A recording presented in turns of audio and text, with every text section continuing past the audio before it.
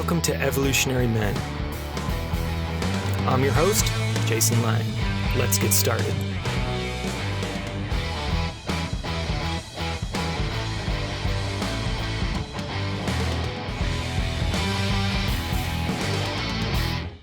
All right, and welcome back, everybody. Excited to once again be joined by Dr. Luke Adler for another Shadow Work 4 series. And this episode, we're going to be talking about shadow work for regaining your power.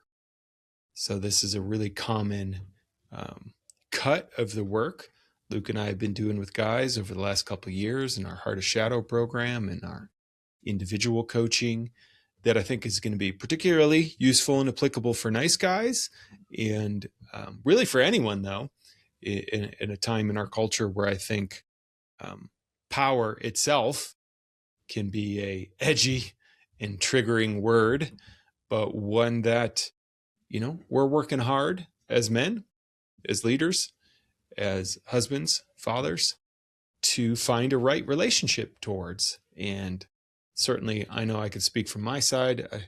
From what I know of you, Luke, I think you would agree with me that this moment in time, what the world needs is more powerful, healthy, integrated men who can stand in that power very clearly. Yeah, we have the contrast to that, which is top-down power, power over, which really seeks to perpetuate a dynamic of, if I have power, that necessitates that you don't have power. You're less than me, and so you're subservient. You're in a diminished position, and so the choices you have are to take if you're power under, to take a position of pleasing, or a position of not rocking the boat, or walking on eggshells, or being a nice guy, being a pleasing, nice guy who is totally attuned to the power up position and looking around, anticipating needs, being careful not to get yelled at, being perfect so as not to experience the scorn of the power position. And our work is about entirely breaking that model apart and moving into what we call a dynamic of relationality, where there's room for you and there's room for me. And of course, Jason and I exemplify this in our work, our partnership, and the Heart of Shadow, where there's room for him to lead and there's room for me to lead, and there's room for me to make mistakes and Jason to make mistakes, and there's just room to be human together. And it's so delightful to be in that kind of shared power position, where it's not about Jason shining or me shining, or even us both shining. It's not about shining. It's about being in relationship, sharing our gifts, and drawing those out of other people. And that's really at the heart of what we do in the Heart of Shadow, is we allow power to actually come into the relational dynamic and let it be a central feature of our creativity, of our dreaming, of our purpose, of our vision, and that it can be clunky and it can be awkward at times, and it can be something we sort out and discover together. And that's the key feature. We're engaging in a joint exploration of power. And one euphemism for power is really energy that has the capacity to flow. And so we can bring in plenty of metaphors around there, but I'll take a pause there for a moment. Well, yeah, I think that's a great place to dial in on, because we start this episode and it's like, well, what do you mean by power? And there's a lot of ways to talk about that. The energetic flow, like you talked about, is one way we actually work with this in men, and we'll dial into that more. And over the last couple years in men's work, how I've just started talking to clients about it pretty simply is just the capacity to move toward what we want, right? And so you said a movement of energy. So being able to move towards what I want, I'm in my power, right? I'm able to go for things. Doesn't mean I get everything I want necessarily, but I'm able to take action that has some kind of impact on my relationships, my environment, etc., to hopefully get me closer to something I want. And when we're not in our power, that's where, we work with a lot of men. I've been there before. We often feel stuck, right? I'm stuck. I'm not in my power. This thing keeps happening with my spouse, or my boss keeps treating me this way, and I can't do anything about it, right? So I don't feel like I'm in my power.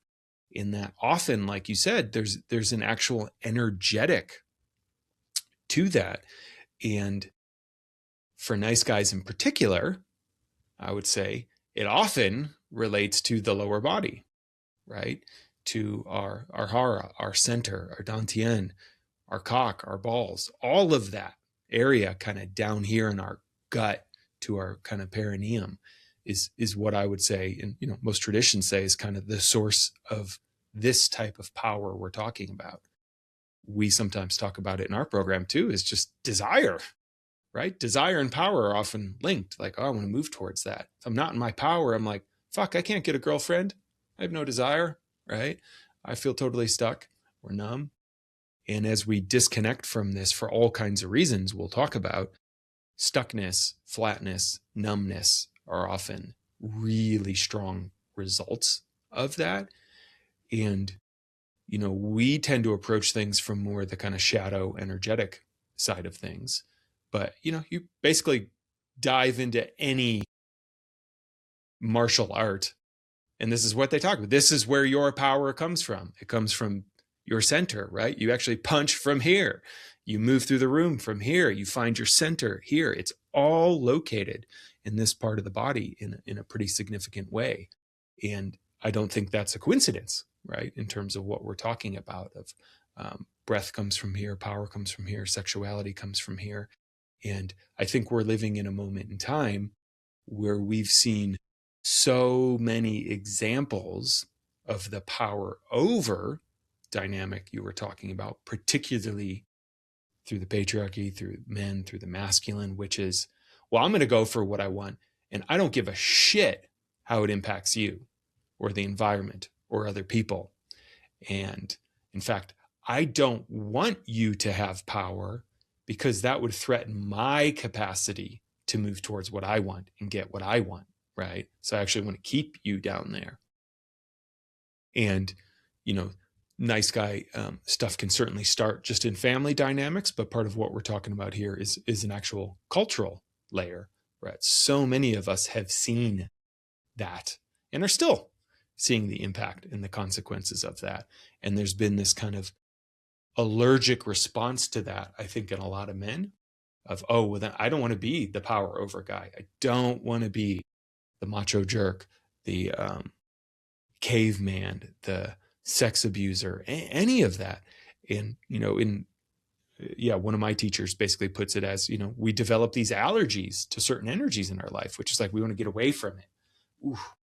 And that has shown up certainly in myself, in so many of our men, of this energy of power, of fire, of desire, all these things that are located kind of down here in the gut and the belly and the cock.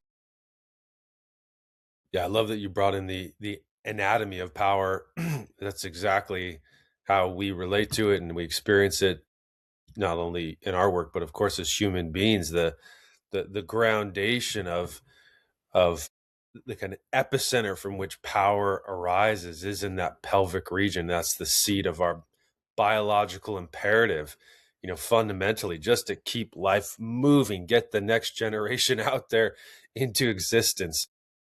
And we're immediately in touch with that primal desire to just keep life moving when we touch power, to keep life perpetuating. And anything that's important to us is connected to that feeling, that actual locality in our body. So we have this archetypal arrangement of the nice guy, which defaults in the cultural field to being power under. What is actually happening in our bodies when our power is offline or our power is diminished? And we could use the word clog or stuckness when we talk about our power diminished, because it's not that we're depleted or that we're exhausted per se. It's that we're cut off from our power. There's a clog in the pipe. There's a stuckness in the system. And what is that made of? What does that constitute that's actually keeping us from expressing, and not just, perhaps we are in touch with our power, but it's not moving. It's blocked by something. And in the archetypal arrangement of the nice guy, we are holding not only our own pain often, but we're holding the pain of the person who we're holding above us. We're holding their pain, and we call that empathic reversal, or blind compassion, or neurotic compassion, as one of our teachers describes it. It's holding the compassion for the other because they refuse it to hold it for themselves. And we implicitly feel afraid that if they feel their power, they're going to fall apart. So we do the psycho-emotional work of both people in the relationship. And in a way, we participate in the dynamic of power over, power under. We hold the clog. And of course, that comes into our bodies as stagnation. Yes, diminished energy, adrenal fatigue. What does Dr. Robert Glover, say about men typically who do this? It's really fascinating. Almost in every case that he's studied, men of that archetype have some kind of sexual dysfunction. It's fascinating. So premature ejaculation, delayed ejaculation, erectile dysfunction, any kind of erectile issue, prostatic issue, urinary bladder issues, UTIs, chronic fatigue syndrome, chronic regional pain syndrome, all of this exhaustive energy presentations, because that whole glandular system, all the endocrine function of the testicles is diminished. So you have an upchain reaction where the adrenals are not functioning, the thyroid's not functioning, the thymus, the pineal gland sleeps off, digestion's off. And so you have this down and upstream dysfunction because we're not in touch with what you and I often call, Jason, vitality. This is one of the markers of our program, Heart of Shadow. Get in touch with your vitality. So that's the clog. Now the question is, well, how do you do that? How's that happen? Well, that's the great work here, and shadow work, this thing, we're so passionate about, and we have this whole program around, is really kind of a two-step process of often identifying what happened, right, to change the natural flow of that circuit. Because we're not born that way with our power offline, right? I got a almost 2-year-old upstairs, and he has no problem expressing himself, his anger, his power, his desire, and letting us know with his whole body right now, right? And all of us are born that way. And then something happens, though, in our environment, in our family system, in our culture, that gives us a lived experience of, hey, that's not okay or not safe, or that's going to be met with domination, or, who knows what it is. And so there's often some kind of fracture in our body mind, in our energetic system, where we start to shut that down, reroute it, whatever that might be. So part of shadow work is becoming aware of that. Like, hey, where did I learn this habit, right? When did I learn this habit? And then, the second part is the actual practice of, okay, now what the fuck do I do about that? This is where a lot of work stops. Is, we can do shadow work. You and I can journal it. Oh yeah, here's the moment. I can go talk to my talk therapist and have the insight about the family system. But that doesn't do the integration, the practice of, okay, now what does it mean to actually reconnect that power source inside me? And how do I do that? In, men's work, men's groups, shadow work like we do, I think is kind of the best place I've found to do that, because it's interactive, it's a group, And it's a safe place, and this is going to be a strange word to bring in here, but it's a safe place to play with the energy. And, this is something I've been talking about a lot more now, that the whole purpose of retreats or altered state experiences or doing deep work with guys like us is we actually go and we dabble in the extremes, right? We have to discover where too far is to know where just right is. And you want to do that in a safe container. And, this is, again, something that is pretty natural in the world. We often talk about it. Best example I can always portray is dogs tussling. Like, you see dogs playing with each other, and they're roughhousing, right? They get in there, they're growling, they're biting each other's necks, they're really going for it. And then eventually what you hear is, "Arr, arr, arr, arr." Someone went a little too far, right? And then the dogs adjust. Hey, that's my power level. I can do that. So now I know kind of where to go, but I also know where I can play, right? What it means to just tussle. And that play space, I think, in all kinds of ways we talk about in our program, just play in general, has evaporated for so many men. I think, our generation was maybe kind of the last free range generation where it was just like, hey kids, see you tomorrow. And just like kick you outside and you figure shit out. And a lot of that was discovering through play. Oh yeah, I injured you. I hurt you. Now I have to deal with that. Now I have to adjust. Like when we wrestle, what does that mean? Or we get into a fight, or all that kind of stuff. And I think in a lot of ways, even in a non-nice guy family, a lot of that's being removed, and men don't have safe places to play and actually feel their power of, oh, wow, I could actually bring a lot of force here and hurt you, or I could scream, or I could bring energy through.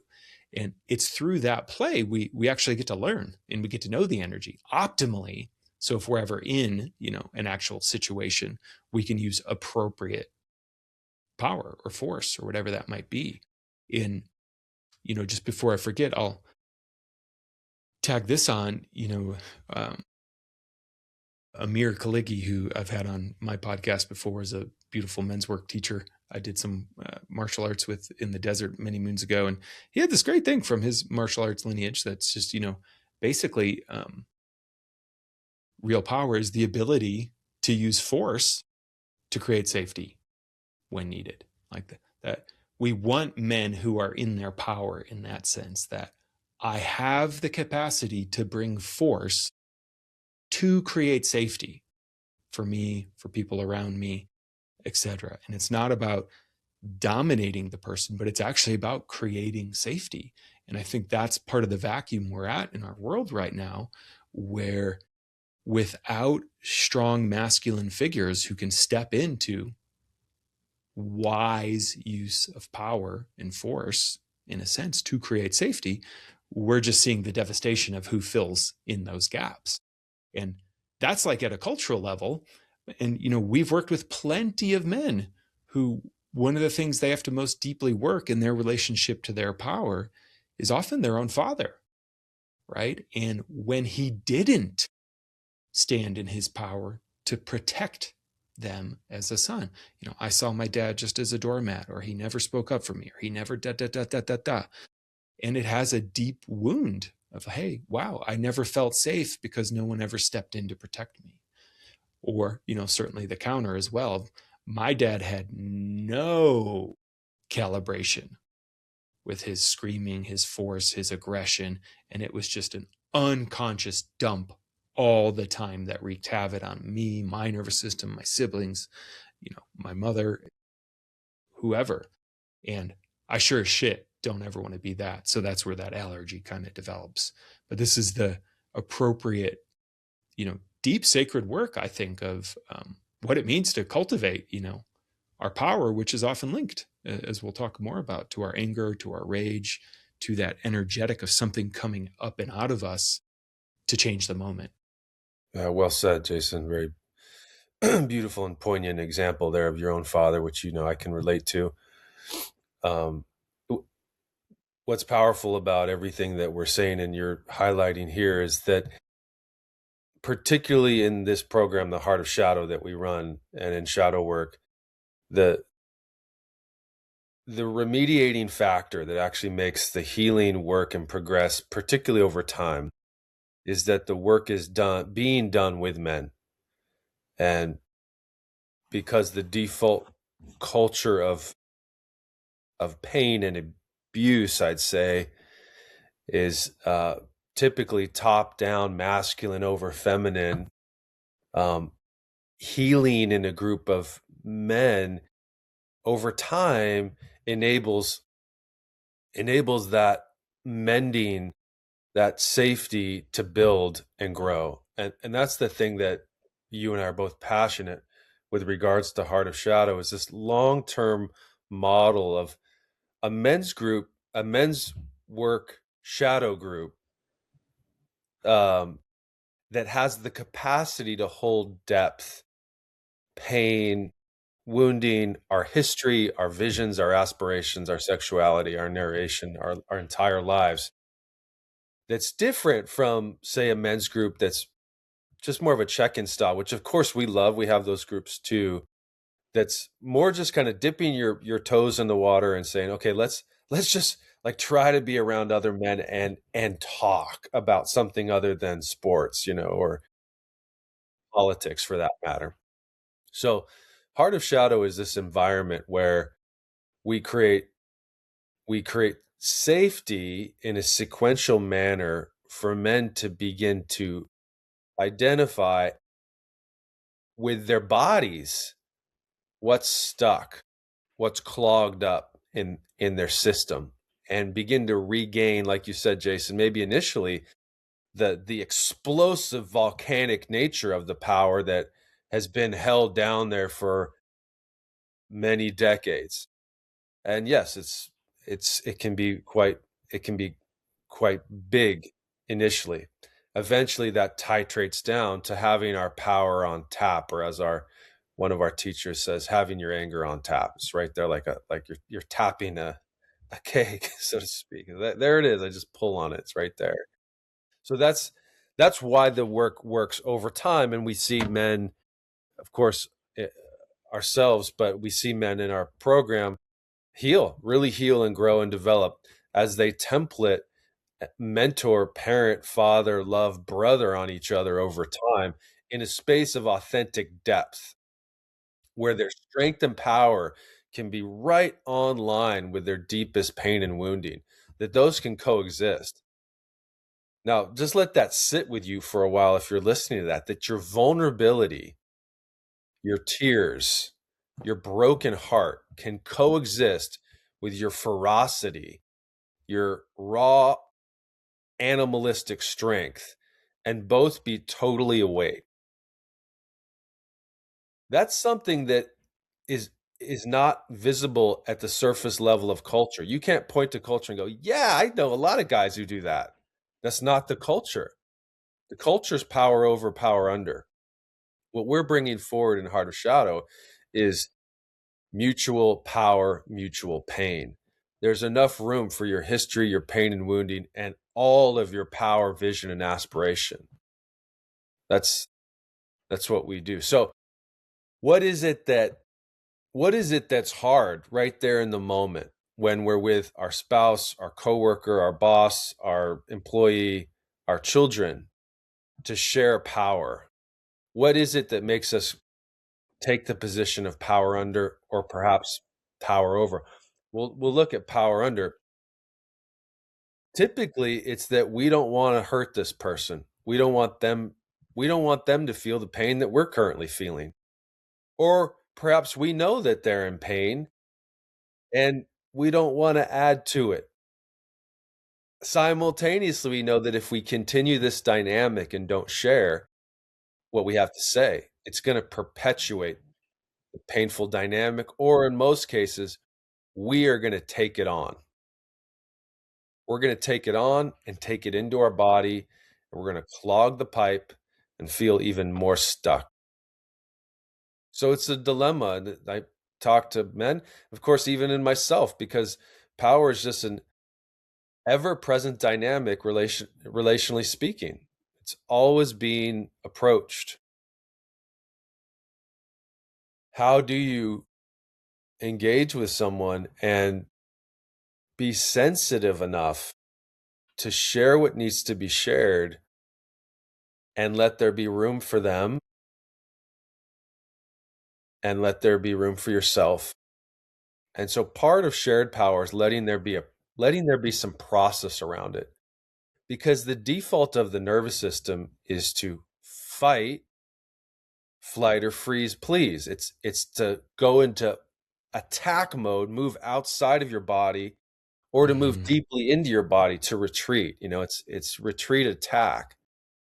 And so the key for exploring your power is to slow it down. Slow it way down. As one of my friends and I have coined, let the meat rest. You take the steaks out of the grill and you let the meat rest. You don't just dig into them. Like an animal. You just no. Let the meat cool down a bit. Let your nervous system calm down from the fight, from the freeze, from the please, especially the please. The please one's very tricky to identify because it's like, oh, let me diffuse this bomb as quickly as possible. It's so uncomfortable. I just want everyone to feel calm again. This feels like my family's dad's yelling again. Oh my God. What can I do to be the hero child, the nice guy? No, resist that urge. Let the meat rest. Bring the temperature down. And then this is, go ahead. So key. I think part of what we're talking about here, this is where, when I say the practice or the skill building of what do we do with it, right? So the intense charge comes up often. And okay, how do we work with that, right? What do we do with that? And, what we have found is, you can definitely work with it. And it's actually the most natural path in the world in some sense. But with most people, there becomes a clog somewhere. And so it's like this energy starts to heat up in our lower body, whether that's desire, whether that's anger, frustration, wanting to move in some capacity or protect. And then, the natural kind of movement is for it to come up and out in some way, right? Up and out, often most skillfully in some kind of spoken relational way. For a lot of guys, it gets stuck somewhere, right? And then when it gets stuck, it does a couple of things. It either just stays there, we kind of dissociate from it. It shoots out in all directions unconsciously through our hands, through our shoulders, right, through our eyes, through our voice. Or sometimes it does come out, but then it just comes right back and hits us in the face.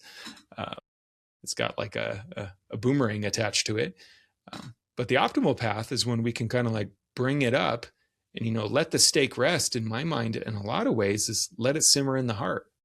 It's like when we let that energy simmer in the heart and rest there, something happens that when it comes out differently, right, than just the raw expression of it. And that is hard work to learn because most of us never had it modeled in any way. And I think it's why, power can get a bad rap in some sense. But when it's, fueled through the heart, it becomes this incredibly sacred thing. Like I want people to be in their power, right? And I think part of what we've seen in this, change of from power over and power under to, well, I want to be in my power and I want my power to actually support you in being in your power. So we start to empower each other, right? And I think that is one of the new markers of healthy masculinity is actually how much do I empower the people around me without abandoning myself. And the work of doing that, it's tough. It takes us into some pretty challenging places and knots and clogs and dissociations and memories and pains in our nervous system that, shadow work, I think, is particularly apt at working with in rerouting and repatterning, and particularly in a group where we get to start to see what it looks like and feel it and meet another man in his power when we're in our power and see, oh, that's what it looks like collapse. That's what it looks like to express. Fuck, that's what it looks like in that sweet spot where I trust this man more to be in his power, to speak his desires, to say his truth. And it's something, we want all guys listening to come and work with us individually in our Heart of Shadow program. We got another cohort coming up here in September 2026 with a Austin retreat. And even before that, we have a little webinar we're working on coming up here on Monday, August 24th. Rage and Anger, how to wisely channel your power as a man.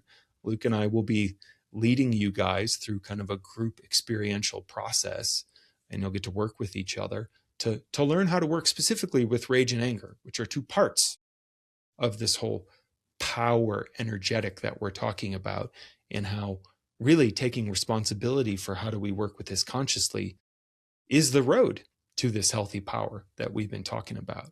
And that's Monday, August 24th, 6:30 p.m. Mountain, 5:30 p.m. Pacific. And you can just go to evolutionary.men/rage and you can opt in right there. It's free. You'll get to meet us in person. We'll probably do a little shadow work with a couple of guys as well. And you don't have to stay stuck, right? I think that's the key here, that I have experienced in my life what it means to get some of my power back in my ability, like I said, to express, to move towards, to have desire again at even deeper levels. And I couldn't have done it without you and without shadow work. So great to be with you, brother. And join us for the webinar. If you're interested in Heart of Shadow, you'll find us on those websites, and we'd love to work with you guys.